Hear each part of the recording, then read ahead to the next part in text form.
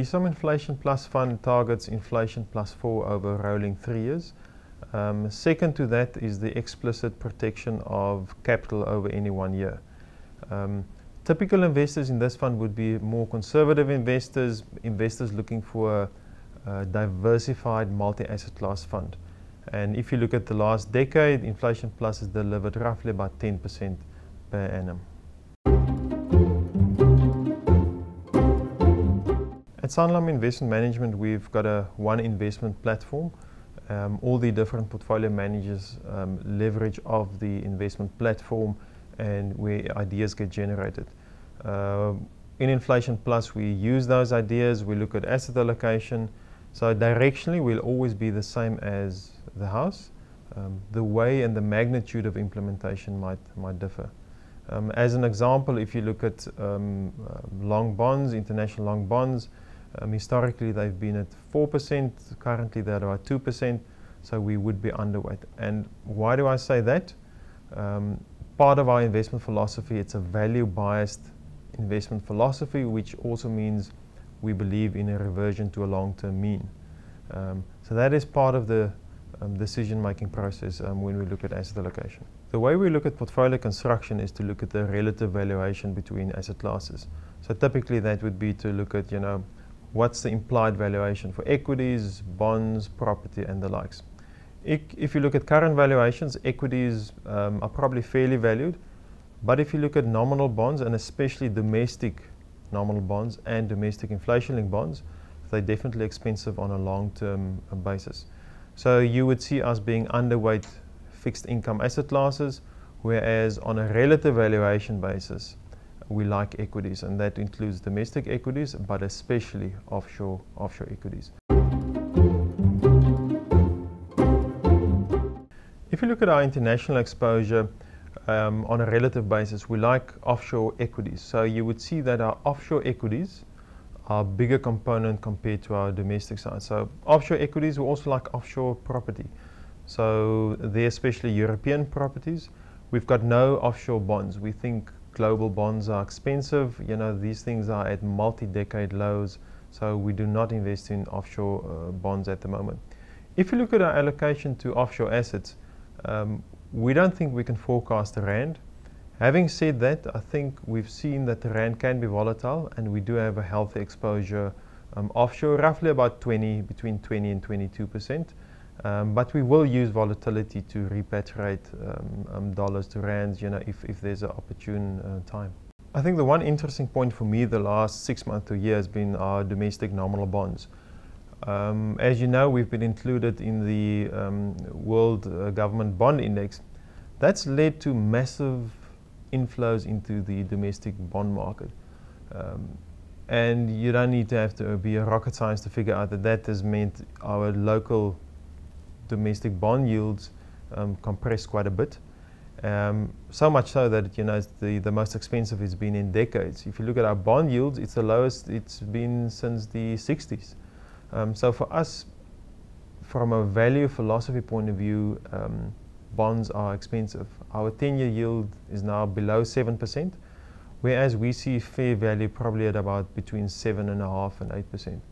So if you look at the massive inflows, offshore inflows, that affects valuations. And as value investors, we don't follow momentum. So in that case, sometimes you're going to be wrong for a couple of months and even longer, and that's happening in this case. But the probability of making capital losses has increased significantly for investors. Now let's talk about valuation. The one thing you can have a look at, if you look at nominal bond yields and property yield, they're highly correlated. Now, if you look at what's happened to our bond yields have gone down. Bond yields at levels last seen in the 60s. Property yields have followed bond yields down.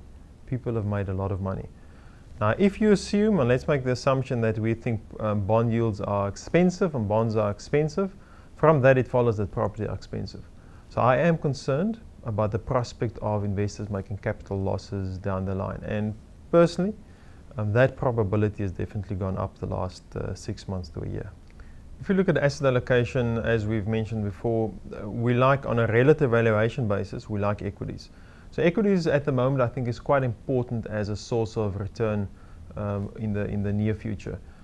So we've got equity exposure overseas and domestically. What we've done on the domestic side is to protect about 40% of our equities. Now that aids us in making sure we protect capital for investors. So we do give them downside protection while still giving them participation in upside. So I think the use of derivatives are for us quite important. And at this point in time, I think it's, there's still risks out there. So we do have a portion of our equities protected for investors.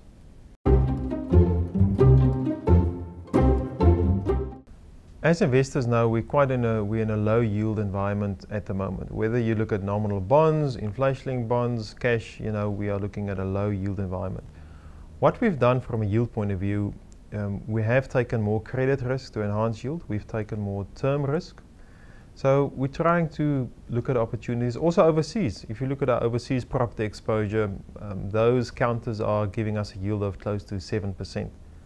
So there's quite a few things we're doing to enhance yield, whether it's from domestic cash, whether it's from offshore property, also stock selection.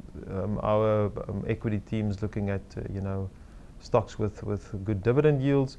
So there's on a multiple fronts across asset classes, we are looking to maximize yield. Obviously not making sure we don't take excessive risk when maximizing yield. If you look at current global valuations, and especially on the fixed income world, fixed income is predicting lower yields for longer. So that is something we as investors also got to face and look at and what if that scenario unfolds? What do we do? So there is a possibility that we might have lower real yields for longer, which might impact these absolute return type funds. So the challenge is for us is to making sure we get the adequate real yields without taking excessive risk. But as pragmatic value investors, we're also cognizant of the fact that for the next 5 years, even the next decade, we could have lower real yields, and purely because there's an incentive for indebted governments to keep real yields and your cash rates as low as possible. Absolute return funds are the one type of fund where investors got to make sure they know what their managers are doing and how they're doing it. There's many approaches in managing absolute return funds. What we do specifically is we believe in diversification, allocating capital across asset classes. So I think getting to know your manager is more critical than most other types of funds. Some guys run enhanced cash funds, others run high balance funds. We, I think, typically run protected multi-asset class diversified funds with a key focus on protecting capital over 1 year. And that's an explicit requirement on our side.